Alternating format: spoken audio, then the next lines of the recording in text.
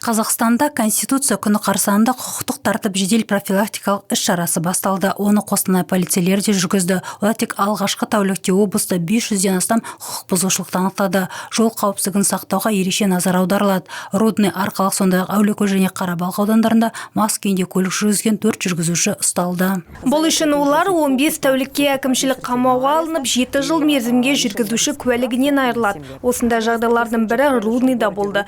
Volkswagen көлігінің рулінде 33 жастағы әйел болды.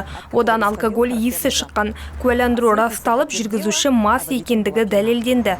Сондай-ақ бір тәулік ішінде қарсы жолаққа шығуларына байланысты 5 жүргізуші жауапқа тартылды. Тағы 5 адам құқығынан айырыла отырып көлікті басқарған. Қоғамдық орындарда мас күйінде пайда болғандар немесе алкоголь ішкені үшін бір тәулікте 104 адам аяқтырғышқа жеткізілді. Бұзушылықтар кәмелетке толмағандар арасында да тіркелді.